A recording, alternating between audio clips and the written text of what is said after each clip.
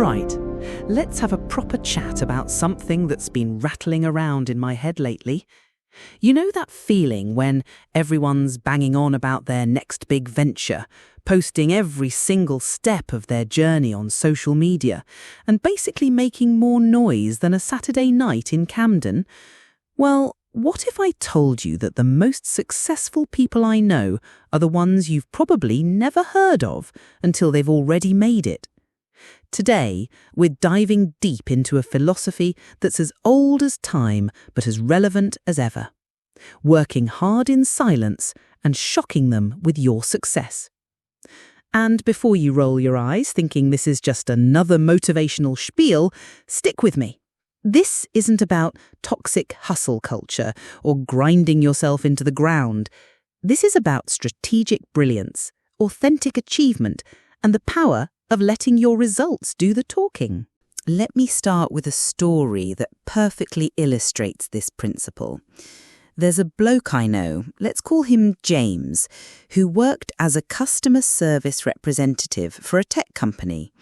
Every day, he'd clock in, handle his calls, and clock out. But what his colleagues didn't know was that James was spending every spare moment learning to code. Not just dabbling, mind you, but properly diving into programming languages, building projects, and solving real problems. Whilst his mates were down the pub complaining about their jobs, James was at home with his laptop, debugging code at midnight. He didn't post about it on LinkedIn. He didn't create day one of my coding journey Instagram stories. He just got on with it, quietly and consistently. 18 months later, James walked into his manager's office and handed in his notice. He'd landed a senior developer role at a fintech startup with a salary that was triple what he was earning. His colleagues were gobsmacked. "How did you manage that?" they asked. "When did you learn to code?" The truth was, he'd been preparing for that moment for nearly 2 years, but nobody knew because he wasn't broadcasting every line of code he wrote. This brings us to the first principle of working in silence, the power of undivided focus. When you're not constantly updating the world about your progress, something magical happens. You stop performing your journey and start actually living it. You see, every time you post about what you're doing, a part of your brain gets a little hit of satisfaction. It's like your subconscious thinks, "Job well done, we've told everyone about it, even though you've barely started." There's actual science behind this. Psychologists call it social reality. When we announce our goals publicly, our brains trick us into feeling like we've already achieved something significant. It's why New Year's resolutions posted on social media have such abysmal success rates. The announcement becomes a substitute for the action. But when you work in silence, every bit of progress is real progress. There's no external validation to satisfy your ego prematurely. You're forced to find motivation from the work itself, from the gradual improvement, from the quiet satisfaction of knowing you're getting better at something that matters to you. Now, let's talk about protection from external interference. Have you ever noticed how quickly people become experts on your life the moment you share your ambitions? Suddenly, everyone's got an opinion about whether your idea will work, whether you're being realistic, whether you should be doing something else instead.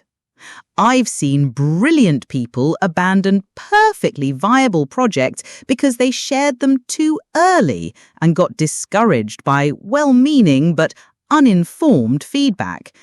Your Aunt Margaret, bless her heart, probably isn't the best person to evaluate your business plan, but if you're sharing it at family gatherings, you're going to get her input whether you want it or not. Working in silence creates a protective bubble around your dreams. It allows ideas to develop organically without being influenced by external opinions that might not be informed or relevant. It gives you space to experiment, to fail, to pivot, and to find your own path without the weight of public expectation. Here's where it gets really interesting. The element of surprise. There's something profoundly powerful about emerging seemingly from nowhere with impressive results. It's not about being sneaky or deceptive. It's about understanding human psychology. When people see gradual progress, they become accustomed to it. It's like watching a plant grow. You don't really notice the daily changes because they're incremental. But when someone appears to have transformed overnight, it captures attention and imagination in a way that documented progress never could. Think about some of the most impactful reveals in recent history. Christopher Nolan doesn't live tweet his filmmaking process. Apple doesn't share prototype photos of their next iPhone. These strategic revelations create maximum impact because they've been developed away from public scrutiny. But let's address the elephant in the room. In our hyper-connected, share-everything culture, working in silence can feel almost rebellious. We're constantly told to build in public, to document our journey, to create content around our process. And yes, there are legitimate benefits to transparency and community building. However, I'd argue that this advice works best for people who are already established, who have something to teach, or whose business model depends on audience building. If you're trying to master a new skill, change careers, or build something from scratch, the benefits of silence often outweigh the benefits of publicity. Let me share another principle: authentic confidence building. When you achieve something without external cheerleading, the confidence you gain is unshakable. You know deep down that you did it through your own effort and persistence.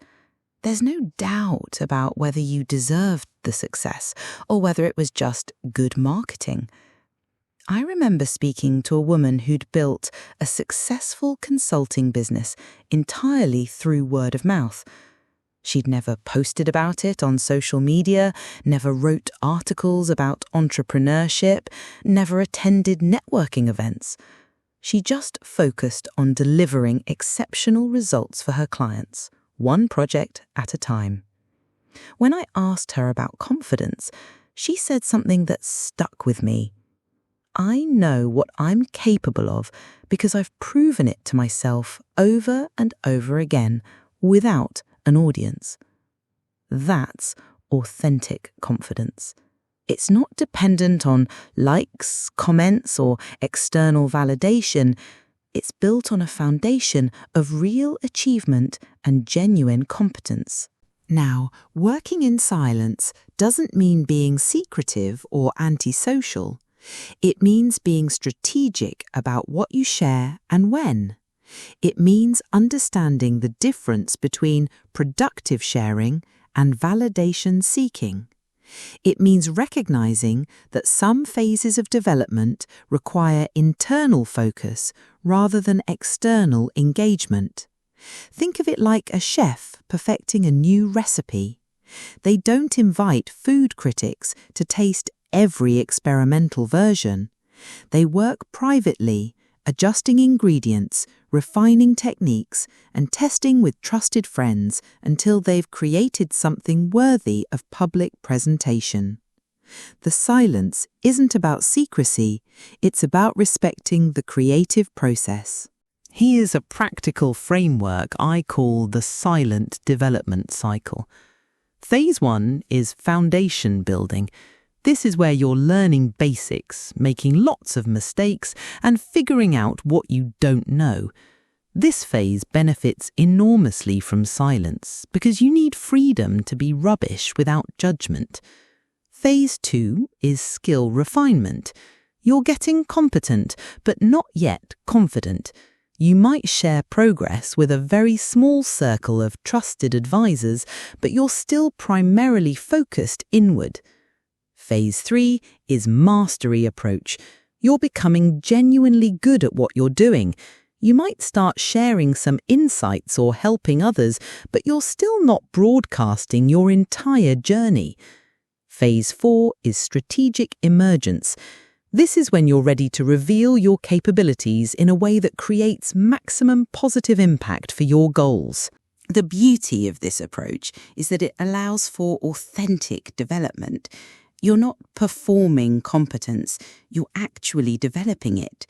You're not managing an image, you're building substance behind that image. I've noticed that people who follow this pattern tend to have what I call sudden success syndrome from an outside perspective. One day they're unknown, and the next day they're being recognized as experts in their field. But it's not actually sudden. It's the result of focused, sustained effort that wasn't constantly interrupted by the need to document and share the process. Let's talk about momentum protection. Every time you stop working to post about working, you break your momentum. Every time you pause to explain what you're doing, you lose a bit of flow. Every time you seek validation for incomplete work, you risk losing motivation to complete it. Silent workers protect their momentum ferociously. They understand that consistency beats intensity, and that small daily actions compound into remarkable results over time. They don't spend energy managing their image because all their energy goes into the actual work. Now, I want to address a common concern. But what if I need help? What if I need a community? What if I need feedback? These are valid points, and working in silence doesn't mean working in complete isolation. The key is being selective about your circle of advisors. Instead of broadcasting to everyone, you share with people who can genuinely help. Instead of seeking general validation, you ask for specific feedback from qualified sources. Instead of joining every community related to your interest, you find 1 or 2 high-quality groups where you can contribute and learn without feeling pressured to perform. Here's something I find fascinating. The people who work hardest in silence often become the most generous sharers once they've achieved success. Because they've focused on developing genuine competence rather than managing perceptions, they have real value to offer when they do start teaching or mentoring others. They don't share to build their brand, they share because they have something worth sharing. Their advice comes from authentic experience rather than theoretical knowledge. Their success stories are compelling because they're based on actual results rather than motivational rhetoric. The shock factor is real, and it's powerful. When someone emerges with impressive capabilities or achievements that nobody saw coming, it creates a lasting impression.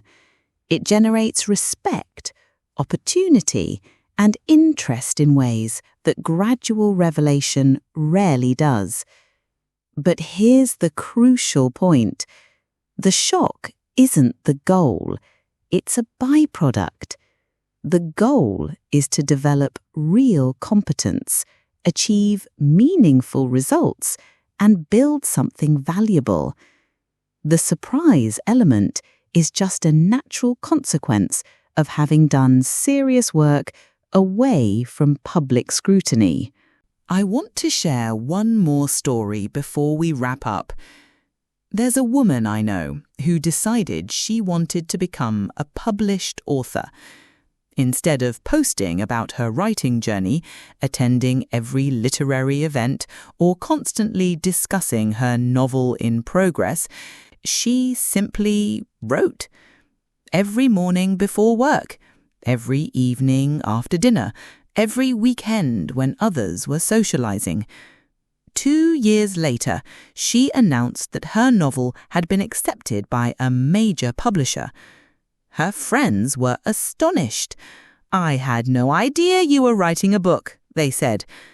"When did you become a writer?" She'd been becoming a writer for 2 years, one sentence at a time. But she'd done it quietly and consistently, without feeling the need to document every chapter. The book became a bestseller, and she's now recognized as a significant new voice in contemporary fiction. But the recognition came after the work, not during it. The silence allowed her to focus entirely on craft rather than career management. So, what does this mean for you? It means you have a choice. You can follow the contemporary path of documenting everything, seeking constant feedback and building an audience around your journey. And that might be the right choice for your situation. Or you can take the quieter path. You can work on yourself, your skills, your projects, your dreams with focused intensity. You can let your curiosity drive you rather than the need for validation. You can build something substantial before you reveal it to the world. If you choose the silent path, remember this. It's not about being secretive or antisocial. It's about being strategic. It's about understanding that different phases of development require different approaches. It's about respecting the process of growth and giving yourself permission to be learner, experimenter, and creator without constantly being a performer. Work hard in silence, not because silence is inherently virtuous, but because it creates optimal conditions for focused development. Shock them with your success, not because shock is the goal, but because surprising achievements are often the natural result of sustained, focused effort. The world is noisy enough. Your corner of it doesn't have to be. Sometimes the most radical thing you can do is simply get on with the work, quietly and consistently, until you've built something worth talking about. And when that moment comes, when you're ready to share what you've built, the impact will speak louder than any amount of documentation ever could. That's the power of working hard in silence. That's how you shock them with your success. Right then, that's all from me today. If this resonated with you, you know what to do. And if you're currently working on something in silence, good on you. Keep going. The world will notice when you're ready for them to notice. Until next time, keep building.